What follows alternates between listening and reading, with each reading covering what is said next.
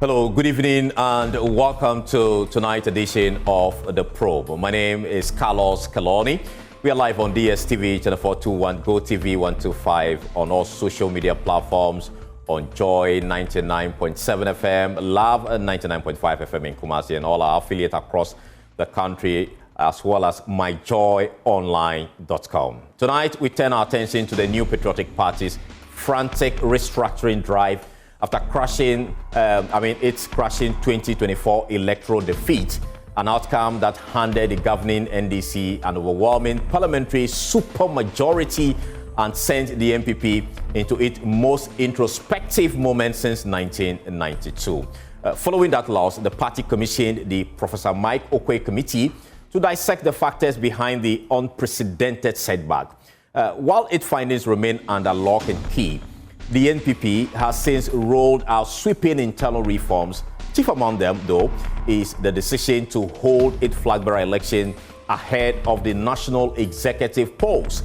5 aspirants are already crisscrossing the country in a battle for the soul and future direction of the New Patriotic Party. But beneath that high-profile contest lies another fiercely consequential race, which is the national chairmanship. Several party heavyweights have already declared their intention, each positioning himself as the leader capable of steering the NPP back to power in 2029 and beyond. One of them is a former Director General of SIGA and former MP for Infantiman West. Who is he and why is he entering the fray?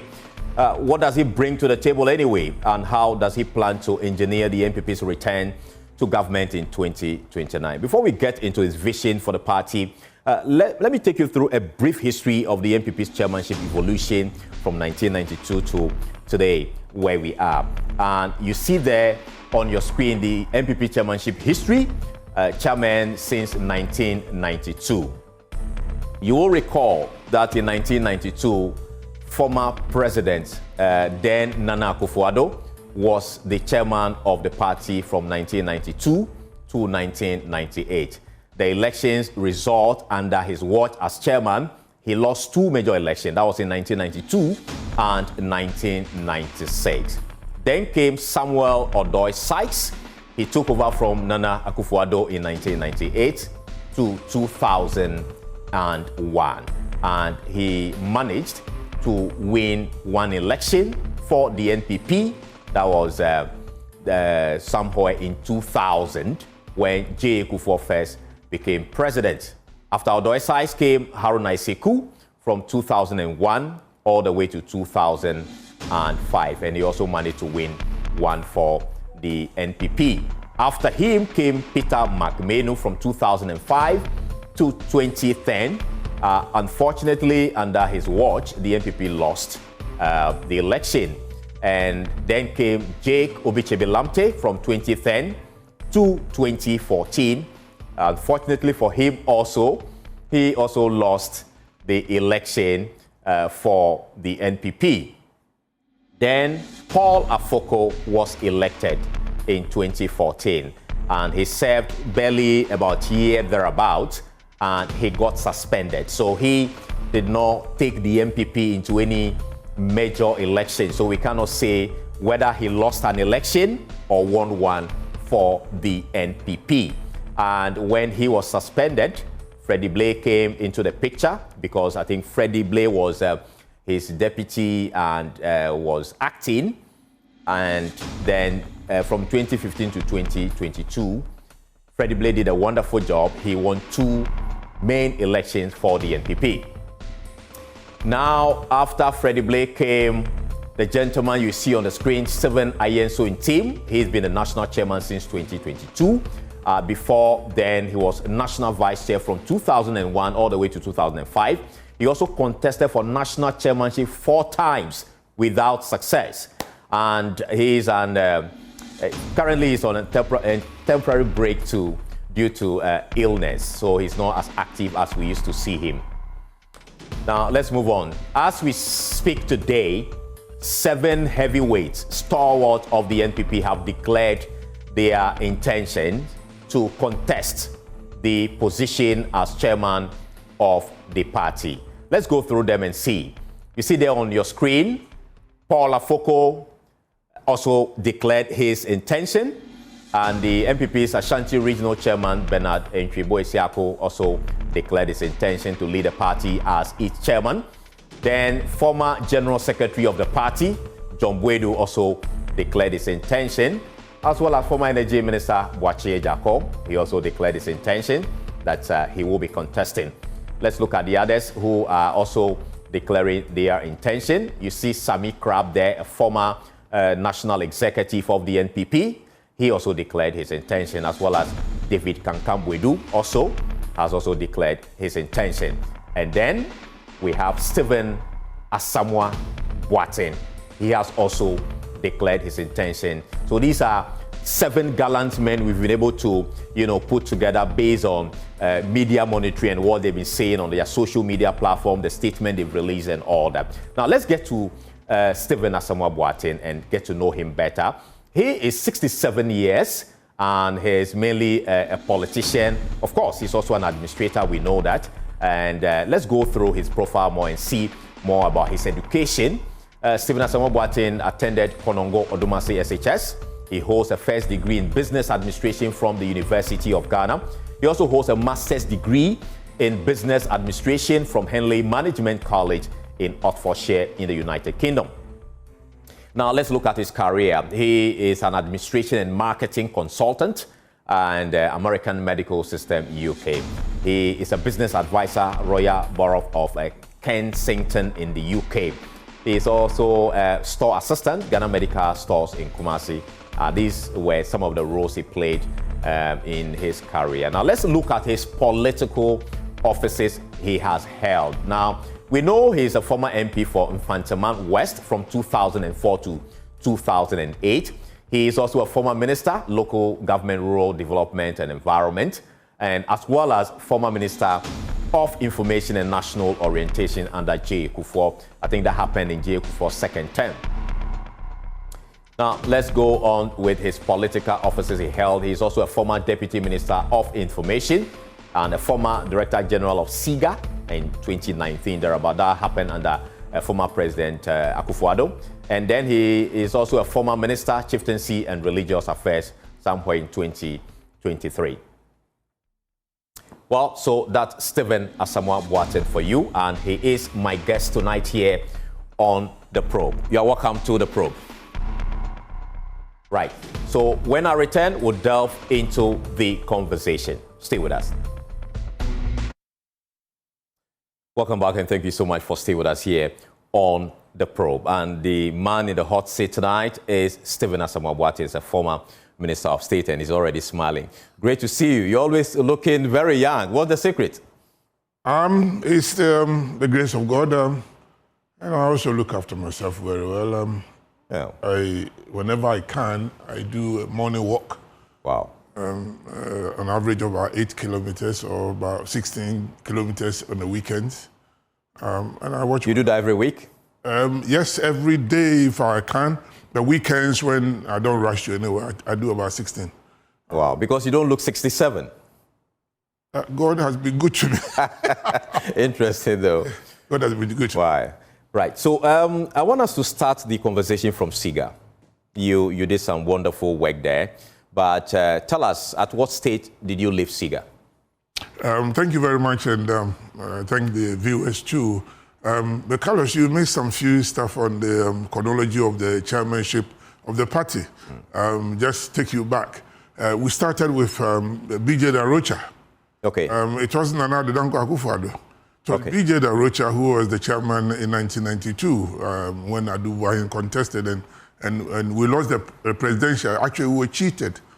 By Jerry you were cheated in 1990. By Jerry John Rawlings. Anyway. And we wrote the stolen verdict. Right. Then he was followed by Peter Lajete. Peter Lajete took over from him. Then he was followed by Odoi Sykes. Okay. It was Odoi Sykes who took us to power in 2000 under J. Kufuor. Right. Kufuor. And then Haruna Sekou came in 2004. Then Peter McMahon. So that's how. So okay, there were a bit of mixed up there. Yeah, but each one of them, it's a bit of mixed up. Yeah. Each one of them had us for 4 years, 4 years, 4 years. Nobody has taken us for 8 years. And also you missed my Minister for Tourism. Yeah. Sure. Don't worry, Yeah. I have to put up the moving pic. Moving pic here, which was the Ambassador Hotel. Jacob Echebi started it, I was his deputy, and then I came to finish it off. Then I also did the Golden Tulip in Kumasi. So I've been around for a while. Yeah. But interesting you mentioned the SIGA, which is the State Interest and Governance Authority. Interesting area I was made to go and work. Before then it was the State Enterprises Commission. No many people have heard about it before. I had, but it was like, what's that? It was through the instrumentality of my young man, whom I worked with when I was local government minister, Honorable Asamoah-Boateng. Right. Aboudjinapo was the deputy chief of staff at that time. That's 2017. And it looks like they finished all the position of the government. In the meantime, I had helped the campaign. Right. So he called me. He calls me commander. So commander, come. Almost everything is finished. But there's this State Enterprise Commission. Nobody knows about it. But they came here to do a presentation. They do consultancy. Go and check. Okay. And one Sunday, I drove around the building. It was like, oh my God, what's this? But the instinctive Asamoah-Boateng is somebody who likes to be tested. Right. Right from my infancy, my mom is a baker, Amaduma. You were pushed to do the impossible. So I said, look, I'll do it. But before I went there, 4 people I spoke to. One was a former budget director who is passed away, the late Nana Kwabena Eje-Mensah. He was a budget director. He told me there's a World Bank facility that is looking at putting all the state entities into one oversight body. So look at it carefully. Then I went to Keke Sapong, Dr. Keke Sapong, who was heading GMPC. And he says, don't worry, come here. And Keke, thank you very much too. And he says, look, I was shuffled there. It was a Siberia those days. Yeah. He was at Cocoa Board before then.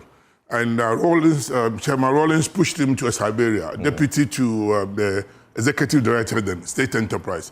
So a week later, he went to the castle and he said, what's happening at State Enterprise? So it's a gold mine. As soon as he said a gold mine, within a week, he was moved away. Wow. So he said to me, when I mentioned gold mine, so they pushed me away. I mean, there's something there. Go and make it happen. Then I went to Isaac Osei, Honorable Isaac Osei. Former MD. He was MD for our refinery. Who's my big brother. And he says, I know you Asabi. You like things that nobody's looking and you can make work. Then the final person who helped me a lot also was Jeff Nchidakwa at VRA. Okay. So it's not just me. That's my character. I don't just jump into a situation. I speak to a lot of people. And that's the training I was given. Political organization is not just you, or administration is a group of people. So that's how I started. But when I went there, it was nothing to write home about. All the state entities like Electricity Company of Ghana, Ghana Gas, BOST, Ghana Water, they were all doing their own thing. So I looked at it and said, look, there is this other business called the Diversity Implementation Committee, which was set up by Rawlings in 1993. In fact, State Enterprise was set up by Rawlings as well. It had started from Nkrumah, but Rawlings made it much more compact with the PNDC Law 170, 1987. So I looked at the two. They're all dealing with state entities. One is trying to manage it and promote state businesses. The other is selling state assets. Okay. So and they were not interested in the selling. There was no synergy. Okay. So I thought, let me bring the two together. Okay. So I went to the president and Adodanko Akufo-Addo and I said, I'm going to do this. Fantastic. I know you Asabi. The way you work for Akufo, you do the same thing. So I put the two together. But the unsung hero of all this is somebody called Honorable Ayiko Otu. I traveled to Canada. This was, 2017 on winter break. And during the winter break, my family was sleeping. 2 a.m. me and Ayiko Otu sit down and we drafted a legal framework. So when I came back, I spoke to Chairmanship, spoke to Kenoforiata, who was the finance minister. Right. And then I spoke to Haruna Idrusu. And then Yireche. Don't forget, I was in Parliament, so I know almost everyone. That's how we put it together. Look, let me create an oversight, a responsibility that looks after all these things. That's how SIGA came in. Wow. Another person, and it's good to let them know they played key roles. Professor Pupulampu. Okay. Born, I can't remember his first name. Okay. Some Italian name. But he was the Vice Chancellor of Central University. Oh, okay. I've met him. Yes, Central Mutual. I can't remember his first name. Yeah, the first name is not coming. Yeah, and then a lawyer in Chiakwa, who was also a lawyer and a business guy. So what we did was did all the things, and we realized that, look, Ministry of Finance was handling all the state entities plus their fiscal policy responsibility, and they were missing some gaps. Okay. At that time, most of the state entities were not performing well. Indeed, even filing their financial statements was a problem. So I set out to get the act enacted, and it's the only act, Act 990, which was passed 2 times in a week. Wow. Ask me why. How did that happen?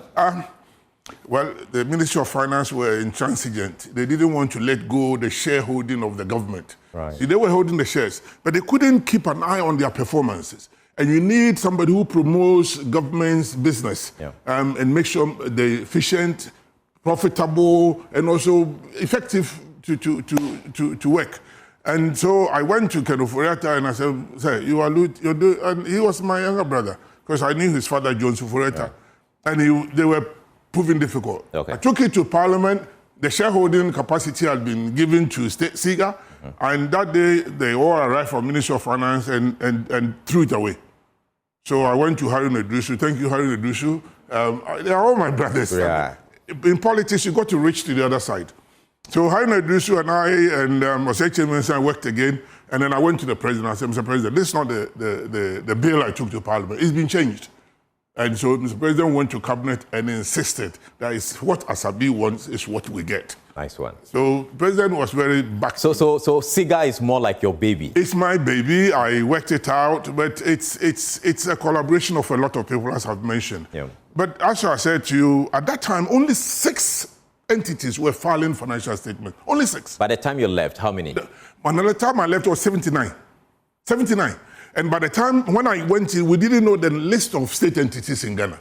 I mean, there were entities where nobody knew, and people were basically taking it away. And you don't want to use the word stealing. No, I won't use the word stealing, but they're taking it away.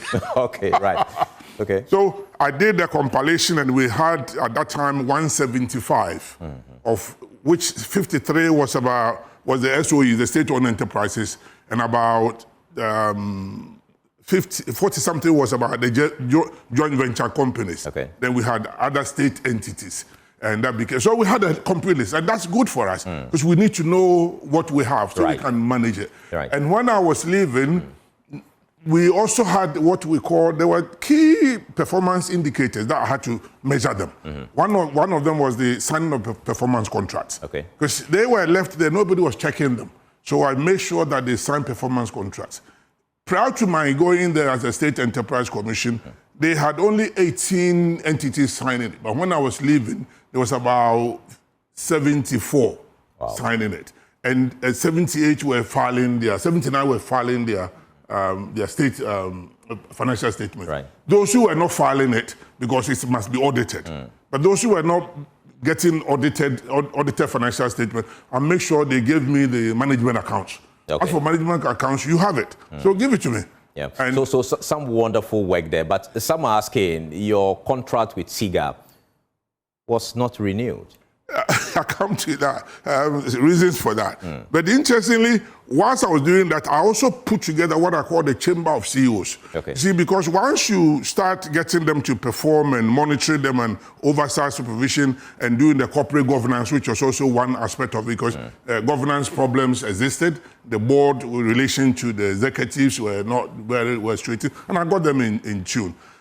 And then we had also what we call the state ownership report. So the state owns it. What is the report? What is happening? Yeah. What is the profitability, weakness? Prior to that, there was nothing like that. We couldn't trace anything. Yeah. So we did that. And everything was going on well. And I was happy. But don't forget, I had crossed 60 years. So they used to give me extension, 1 year, 2 years. But in 2019, I sat down myself and looked at the political terrain. And I thought, yeah, I've got a baby, I'm grooming her, but I had some few teething problems. But But we needed to get over the line, which was really returning investment back, return of investment, and also paying dividends to government. But they were proving difficult. When I looked at the party's situation, it was a bit murky. And I noticed that my own brother, Stephen Tim, was way ahead, wanting to be a chairman after 4 attempts. All right. And I know Stephen very well. And I thought, 2024 is danger zone. We want to cross the 8. Yeah. Stephen hasn't got the capacity. It's not his fault. He had wanted the thing earlier. At that time, don't forget, energy level was low. So I thought, Asabi, let's go. So I went to Mr. President. I said, Mr. President, SIGA, thank you very much.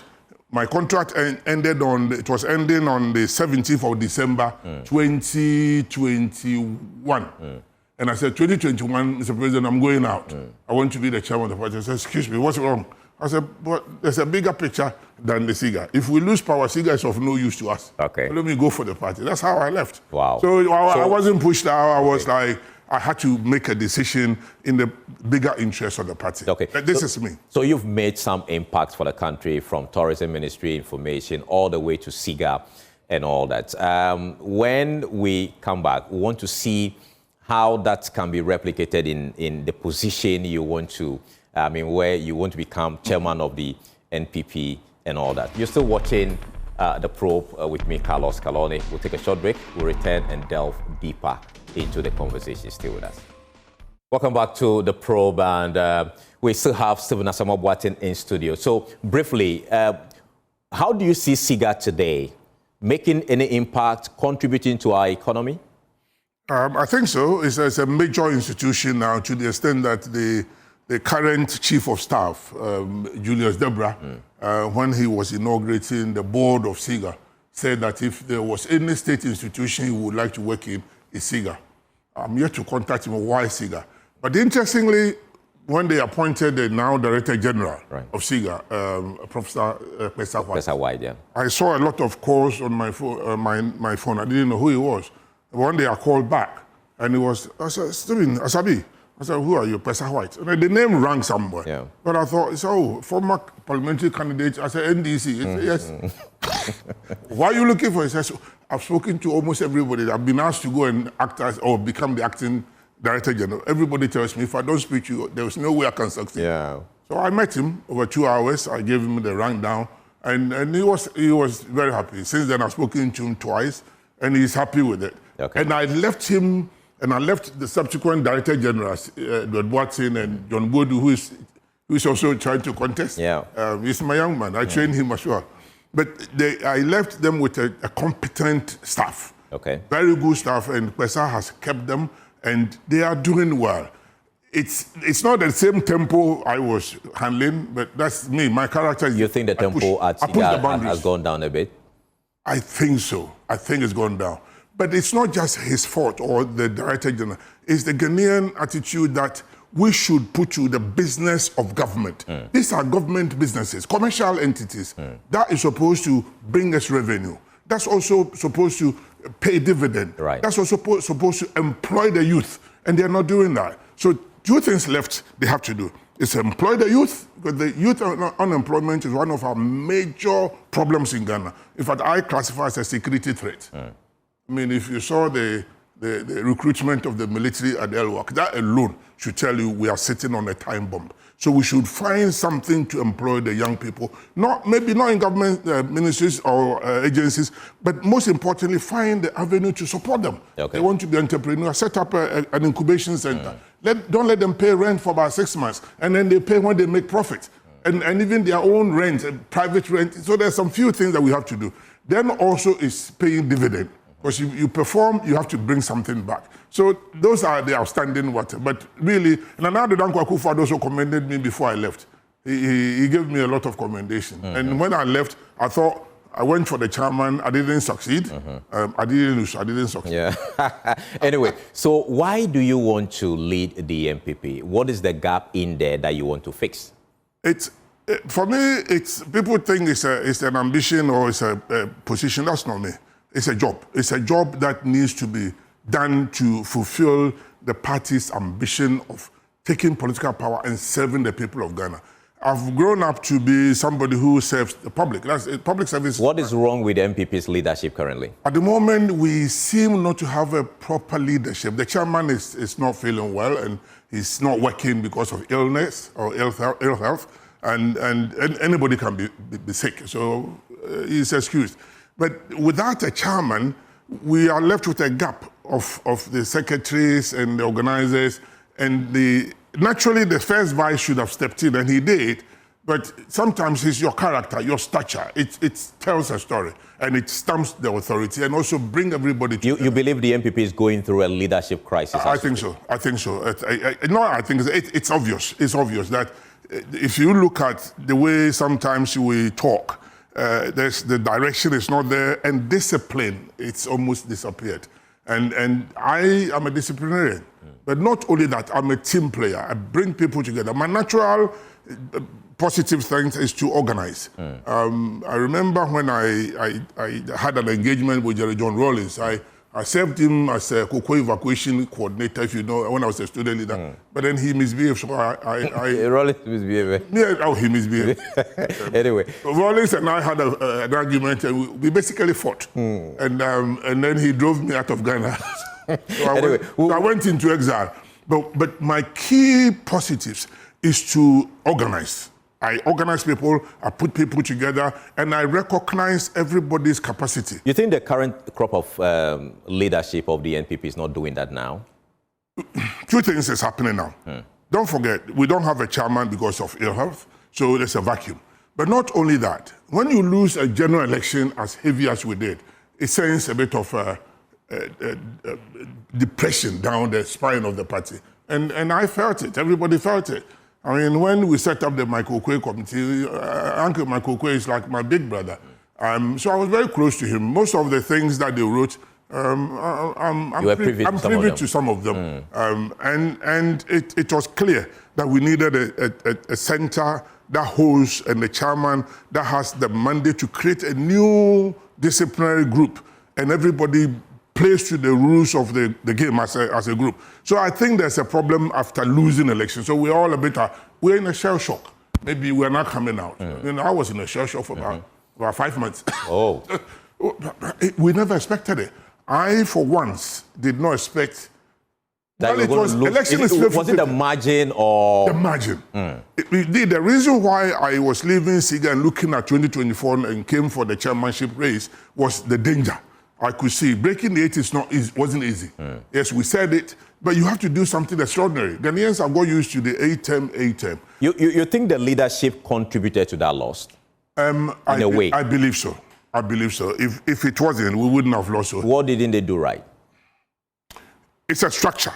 When you are a leader or you are a group of leaders, you got to look at not just yourself as a group at the top, but how do we win elections? Elections are conducted and polls are conducted at the polling station and constituency level. That's where we declare results, not at the region, not at the national. The region and national are coordinators and make sure resources reach there. But when there's a gap and there's a disconnection, there's always going to be a problem. So there was a disconnection? Oh, there was a disconnection. I mean, I'm a member of parliament and I was part of the campaign. I was part of Dr. Mahama campaign. If you remember, I became the Minister for Chieftaincy and Religious Affairs. And I knew the chiefs. I have almost all the telephone numbers of the chiefs, and I know them by name and person. I was also the Minister for Religious Affairs, so the pastors, the imams. So I was on the ground. And having been a local government minister, I am a local boy. I'm a down-to-earth grassroots campaigner. So you got some hint from them? Yes, I did. I picked up. But that's why I wanted to be the chairman, because the signal was that there was a gap between government officials and the party. And sometimes people are struggling to be heard by ministers. So you needed a chairman who can hold the party and go and sit down with the president and argue for the party and the country and say, look, on the ground, messages are not going through. I did the same when I was local government minister under President Kufuor. We used to have arguments, but it doesn't come out. But when I go home and say, Papa, you like it or not, I'm the local government minister, listen to me. I go to the disco, I go to the chop bar. The security will not allow people to come close to you. And he sometimes listens. Only sometimes he asks me whether it's my name on the picture which we took to get the election, then I shut up. So there's a weakness. There was a gap. There was a gap. There was a gap, and I wanted to close that. Then I also thought that positions were being given not in consultation with the party. So some positions, the party wouldn't know who is this person. They came from, and we were struggling to understand some of them. I was lucky when I was SIGA Director General to pull them together under the chamber. So whether I knew them or not, they had to come down a certain structure. And I am a believer of a structure and discipline, and also honesty and integrity. Because if you don't get that, you will do what you like. Which of those positions you thought was not really, properly crafted and all that? Well, once the chairman was out, it was difficult. Secretary gets instruction from chairman or the National Executive Committee and National Council. But day to day, the chairman gives also a direction and also mentor the young ones. The secretary is a young man. So there was a disconnect between the presidency and the party at that level? Yes. And then there was also a gap between appointing people to certain government positions. So I came up with a policy guideline, which I said 60-40. Government must take 60% of appointment, or the president with his people, but 40% comes to the party, so that the party will select its own nominees for ministers. There are some people... You put this out? Oh, yes, I put it out there. Did the president listen? The president listened, but he wasn't the only one. He did what, 80-20? 60-40. So that's one of my key policies. You see, party makes the government. It's not a government mixing party. So when the president gets there, he didn't go there as independent candidate. The party must have a say. The party must nominate. Some people are in the constituency level who could be a minister, who can be a DCE. Right. We must bring them out. Most often, there are people who are close to the executive power who get nominated and mentioned. And somebody is in Bumpurubu Yoyo. He can be a minister for local government. Who knows him? Unless he comes to Accra most of the time. But he has to be locally. So I came up with a 60-40. Not only that, I also came up with an idea that, look, the youth, we are detaching from the youth. The youth are the majority in Ghana, in the voting population. So if you're a political party and you miss out on the youth, you are basically calling... How did the NPP miss out on the youth? What we did was do the normal thing of the youth playing what do you call it, artists to play. But that's not the solution. That is entertainment. But when you finish, what's the database of the youth? Who are you dealing with? The youth organizers. What's your role? And what's the voice of the youth organizers in the National Council? Are you with me? It's only one person who comes to the National Council as a youth organizer. But can't we have a structure where the youth plays a critical role in the National Council, National Executive? Yes, they will come there as an individual, but they should come in bulk so they can speak as a group. Okay. What about the youth? What about the women? The women, in terms of politics, they do a lot. Behind the scenes, they convince people. All right. I know you have a lot to say, but let's go into why the NPP lost the election. You were close to former Speaker, Professor Michael Quay. What were some of the reasons why the NPP lost the 2024 election the way they did? It's not been disclosed. The document has not been disclosed, so let me be cautious in terms of what I disclose. But what I know, and working with everybody and listening to my team and platforms I belong, and also working with Michael Quay, the key point was about policy directions. Some of them did not resonate with the people. The domestic debt exchange program, for instance, where pensioners' savings were capped. It may sound fiscally prudent. The IMF insisted on it, and I questioned. But whether the IMF, but they don't live in Ghana, they come and go. But the Ghanaian, the old age pensioner, why are you capping their money? I mean, what, we got enough resources in the country. So that was one area. It's gone now, but it's a major area that we did not perform well. Another? Another was also the employment area. We created the NAPCO. And they were supposed to progress beyond that to permanent employment. But it got to a point where sometimes the allowances were not coming. And these are young people. They talk. They're on social media, it's everywhere. So we needed to do something drastic, and it didn't happen. There was also we were also not seen as united in a way. The divisions of the party was clear, with the extent that Alan Chairmanship packed his bag and left the party. which I didn't agree with him. Alan is a brother and a friend of mine, but you think he was pushed out in a way? No. I think he himself did not. He wasn't patient enough. In politics, it's not everything that you want you get. It's a but he's been patient. He went to, he contested the flag bearership all the way there's back. no guarantee that you contest and it's your turn. It doesn't work that way. Politics, the dynamics of politics makes it not straightforward as a line. You follow a line. Yes, you maybe have an advantage, but you have to argue your case out. And you have to be tough. You think he didn't do that? Well, I won't go into some detail, but there was a disconnect because he took some guys out. And it's not just him. I spoke to him a lot and I wanted him to stay, but he left. And I still talk to him. I said, look, Alan, you'll bring him back if you become the chairman of the NPP? At the moment, it's a difficult question. I'll keep the door open and talk. But to bring him back, he left himself. I mean, if he has to come back, he has to come back. I don't have to go and bring him. Okay. Are you with me? I mean, yes, we need numbers, but we will dialogue and see what it goes. But I don't think it's an open-ended... something. Okay, was arrogance of power part of the reason why the NPP lost? People say that, but you see, power, whether it's NDC or NPP, it gets into your head a little bit sometimes. So it plays a role. And I can tell you, even the NDC now, I know some of them are complaining. They are young men, they call their minister, they don't pick. Their business, it's not your fault. But that's why you need a party structure that works, that resonates. Indeed, that's why the chairman of the party becomes a cabinet or sits in cabinet. It's not cabinet, but sits in there. Okay. The secretary sits in there. So they can present this issue. They can present Nyaho Tamakulu is a founding member of the NPP. He maintains that the current crop of the NPP's leadership must resign. What is your view? I mean, I've heard this founding member. I'm not sure whether his name is on the fund. When we say founding member, we're talking about those who signed the party's... he said he did. We spoke to him. He said he did. I haven't... You have not seen. I haven't seen. But I've also verified... He maintains that he's a founding member. Are you sure his name is in the electoral commission? I have not seen it, but he maintains that he is a founding member of... Myself... I'm Prechum Sapon, current member of parliament in Mampong.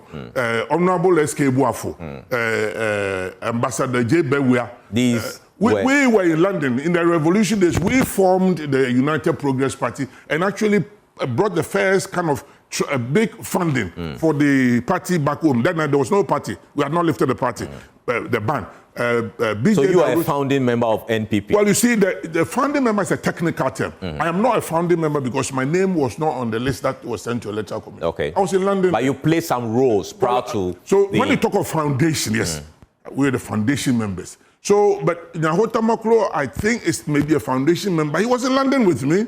And you know his background a little bit. He also fought John Rawlings, or you don't know? I know. And Jerry sent him packing.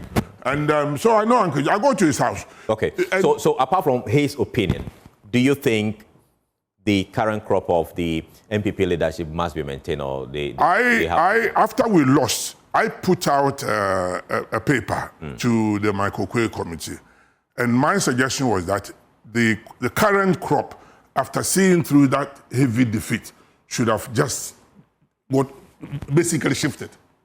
If I was the chairman, I would shift. I mean, because my job was to get power or to win. I didn't win, and it was a disastrous defeat. So, hey, somebody else should come and do it. But I don't know. Individuals have their own way of looking at this. I still talk to them. I thought sometimes they probably thought it's not their fault. They think it's all our fault. Yes, we all have a role and a way to... or we played a role to lose. I mean, not excluding me. Okay. I believe some people may think that chieftaincy also did one or two things that did. So I take my fault. But as executive, they should have shifted. Okay. And then we create. I suggested we create an interim group, interim management group, to oversee these processes of the flag bearer and the new executive. Then the interim group shifts. Then the new executives come in. But why that suggest you don't trust the current crop of executives? Because there isn't one. The person who's doing now, is working now, is the secretary, the general secretary. But on his own, he's a young man. He needs some guidance. He needs the burden on his shoulders. I talked to him, and he's heavily burdened. The organizers are helping, but when there's no chairman, the head is decapitated. So in your opinion, the NPP should have, elected national officials before the flag bearer? Well, I had proposed that we have an interim group for about 6 to 1 year to oversee the whole transition. And then we go into the foundation of the party, build from the grassroots. Because the key issues about politics and power is about those who are at the grassroots. Right. Those who are in the marketplaces, on the farms, or on the beaches. They are the ones who argue, who take the argument to the streets. And if you don't have that basic, and you start from the top, if you are not careful, will begin to direct who becomes executive, national, region. So your position on flag bearer election before national executive election, which should come first? It's no secret. I had said that we should have done the elections first before the flag bearer. But hey, the party National Council have made a decision. I go by it. The party constitution compels me to abide by the National Council. Right. Although I disagreed, but in politics, it's not what I agree or disagree. When the majority say we're going this way, I do my best to make sure it happens. And that's what I'm doing now. Right. We make sure that the leadership of the party in terms of the flag bearer comes to fruition and then brings us back together. Then the chairman and the executives also do the structure. Okay. Once the structure works, we are together. Right. I'm taking my next break shortly, but before I do that, tell me, what do you want to change about the NPP? Why should a delegate consider you to become the chairman of the NPP? I'm a disciplinarian, and we are lacking discipline in the party. We need a new era where everybody plays a role and respected. There are people who felt that they had been maligned and neglected and ignored, and they feel bitter. And we need to go down to them. I'm the person who can go down. I can go to the marketplaces. If you ask me to sleep here, I will sleep there. I mean, forget, 2009 NDC kept me in BNR sales. I slept. In fact, the guy who was there, I can tell you, I don't remember his mention. He asked me to stay with him at the reception for the whole night. I told him he will be sacked the following morning. So if you want to keep your job, let me go and sleep at the cells. Right. And he went to show me that cell. That's me. So we need somebody like me who understands the party, who knew the party from the beginning. Not only that, somebody who also understands how to go down to the grassroots. You need to go and appeal to people, sometimes face to face. If we have done something wrong and there's a lot of things that we did wrong and disconnected the party, we need to go down and apologize and talk to them and reform that we won't do it again. And then the people, and then build the trust. You need a chairman who build the trust with the Ghanaian. As I speak to you now, somehow we've left the NDC government on their own. They do what they like. And because we are under the cosh. And if you even speak, some people think you have no voice to speak because you've been defeated. Hey, but we are Ghanaians. We are not just NPP. We are Ghanaians. And we have a voice. So you need to marshal our people together and build a trust with the Ghanaians. If we want to win an election in the one cycle, which is 2020, one term cycle, we need to build a trust quickly with somebody who can go to the ground and work with the grassroots. Thank you so much. I will come back to you. You're still watching The Probe with me, Carlos Kaloni, and I'm speaking to Stephen Asamoah-Boateng. He is a former MP for Infantama West, and he wants to lead the NPP and bring the party back to power in 2029. When we return, we'll pick your thought on President Mahama's almost 1 year in office and his handling of, the galamsey issues and other corruption-related matters. Stay with us. Welcome back, and thank you so much for staying with us here on The Probe. Now, Stephen Asamoah-Boateng is still with us. He wants to lead the NPP. Are you sure the NPP will be able to come back in 2029? I believe so. Otherwise, I will not be in this game. If I cannot achieve the objective of the party, meaning winning power, there's no way I should come and waste everybody's time. I'll stay home. I'm one of the few who have served President Kufuor, served President Kufuor. So I've transcended the two governments of the NPP. And I believe we can beat the NDC. What must be done? We need a structure, well built, the grassroots. We need to recognize and respect people who also know how to build a party. So I'm going to lead a team of people who are hungry enough to understand that we need to work together as a group. The unity that we talked about is not just by word of mouth. You need a chairman and executive who go down and talk to people and reach out to those. Okay. So I'm capable. But for one term, it's not easy. I'm telling you, it's not. I'm a politician. I can also see the NDC. They are not kids. They know what to do. Are they performing? Yes and no. I come to the yes a bit. They inherited, especially on the economy, at the back of our government. That was performed. And if you look at the reports of the Bank of Ghana, for instance, this single-digit inflation was predicted by the IMF in April 2024 that we're heading towards that. We had put in place, our Greek was performing well. So they picked up on the back of it. But there are some areas that we also didn't work. So they've improved on that. They've improved on the currency exchange rate. But don't forget, they also spend money on the reserves. We're pushed in and pushed out. So yes, we had reserves. They pushed in and selling them. So there is ifs and buts. When you look at the performance, the economy, I would say, give them about 55% economy. It's okay, people are, but there are difficulties in the economy. Apart from utilizing the reserves, which is depreciation, and I hear the last budget, they've increased the reserves to 5 months, what do I call it? Yeah. Buffer. Import cover. Yeah, import cover. We will check. I mean, the debate is still in Parliament, so my colleagues will check. But if you listen to what's happening in Parliament, a budget that was a cut and paste, according to what I heard, it's our last budget, they've cut some few. So we're not sure what... The NDC cut your last budget. Yes, it's my minority leader has clearly stated that. They didn't dispute that. And so we are arguing on the economy. But come to governance, they're struggling on the governance side.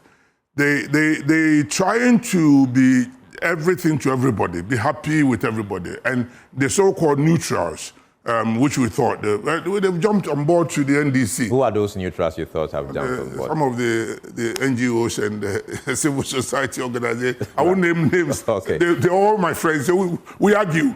So they are singing their praises. So that's fine. It's good for them. At the moment, it's 1 year down the line. So why not? You don't think President Mahama's administration is really doing a good work?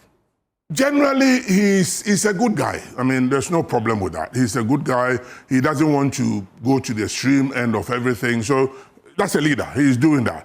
But in details, if you look at the way free speech and freedom of expression somehow is being tackled, that bloggers are being picked up, and it's the way they pick them up. You can invite them. If you invite them and you want to charge them, get their lawyer in, charge them. But you don't go, somebody go as an assisting investigation, then they don't have a lawyer, you charge them. That's going back to the culture of silence, I mean, the PNDC era. So that I fought them. Let's look at galamsey. Galamsey, they failed woefully. Woefully. As for galamsey, if we were supposed to vote tomorrow on galamsey, they will lose. They'll go home. Why? Galamsey. NIMOS is working. What's working? NIMOS. Go and see what they're doing. And the same party people, some of them are involved. So they themselves come up with it. I don't have to mention names. You've read them. That galamsey, the measurement of galamsey, whether it's improving, is the turbidity of the water bodies. If you look at the water, what is improved? The Pra River. It's still brownish. The river in my hometown, Dencha, Offing, we went to perform rituals there. It was as brown as anything. So what's happened? And they are themselves, the chairman of the NDC are involved. So which of these chairmen? Well, I don't have to name them, but there's a record of some of them who are involved. So they got to tackle. I think that the way they were criticizing galamsey when they were in opposition, that we should declare state of emergency. What happened to it? Why are they not declaring it? In fact, I even think that there was a pastor who said something, I agree with him. Why are we allowing the military to stay in the barracks? When they come on the 6th of March with the parade and all these tanks and ammunition let's keep them in the bush for 6 months. So you've not seen anything new? Not really. The way President Mahama is managing the illegal mining. There's nothing has changed. As for galamsey, don't go there. Anti-corruption, many of the previous appointees. Anti-corruption, they are trying in terms of identifying what we should not do, and the agencies are performing, except that in their processes of performance, they are picking people and not treating them well. If you think somebody has been corrupt and you found out, you've done investigation, put them before the courts. And why are the agencies putting bail conditions? I mean, why don't you the law? But you see, the law also said that you cannot keep somebody over 48 hours. Who have they kept beyond? You want me to name them? Plenty. I mean, even journalists are kept in beyond. Which journalists? This is probe. We want to understand the names behind the persons you are. There's one which is being argued by my own brother Manessa in Halifax, and the guy had been released, but he was kept there for nearly 3-4 weekends. Okay. And not only that, if you keep somebody like Hanan, the buffer stock guy, you kept them there for why don't you take him to court? But he was asked to actually. But they put it before the judge. They let the judge get the bail, the bail condition. Why the agencies are putting bail conditions, astronomical bail conditions? So you think Mahama is targeting ex-appointees? I believe he should be extra careful in having an even hand. And there are issues when, for instance, NDC had their problems, like we went on a by-election in Ablekuma North, and my own Azuka, who I know very well, Azuka, Boyce, Azuka, he came and caused a bit of mess and even openly threatened, and he was not picked up. Okay. I heard he was questioned, but when the NPP does something, you see them in handcuffs. Openly. So selective justice? I think so. Okay. So they should be even-handed. Even-handed. I've spoken to a lot of people behind the scenes. I mean, I can reach the NDC. I talk to them, and I know the NDC very well. Don't forget, as I said, I work for Jerry John Rose. I understand that. I don't let me say that. We'll go into those conversations. But let's come to the NPP briefly before I have a few minutes to go. There are about 5 or so persons contesting to lead the party as the party's flag bearer. Are you for continuity or change? I want a change. I want a change where we work as a team. We bring everybody on board and respect everybody. In politics, everyone has an opinion that you should respect. Not only him, but his extended family and a group that follow him. So you cannot ignore one person because you ignore a lot. So teamwork and also respect. But most importantly, I believe that we need to go down, not stay in Accra and talk English, but we go and speak the language of the local people. So Bawumia must go? Well, I won't go into the leadership of the flag bearer yet, because if you want to be a chairman, you don't go hanging your clothes on one side, because I got to bring them together when the whole thing's over. So I reach out to Bawumia, I reach out to Ken. Which of the camps do you belong to? I don't belong to anybody's camp. I belong to NPP camp, a unity camp, a camp that will bring us together after 31st January. And for me, if anybody wins, I want him to recognize his brothers, that they're all part of the team. Duchum, Brian Champon, Ken Japan, we all have to work as a team. And as a chairman, why would you want to be on one body's side? If you're on somebody's side and they win, how are you going to reach out to the other person? They will accuse you of bias. So I don't want it. But I have my vote, which I won't tell you. Okay. But I know where my vote will go to. Finally, the Speaker of Parliament has referred the minority leader to the Privileges Committee. You know the story about that. What do you make of the Speaker's decision on that? Mr. Speaker, this one, I think you are being hard-handed. He's my brother, Speaker, Right Honorable Abambabe. Afenyo Makin is your brother.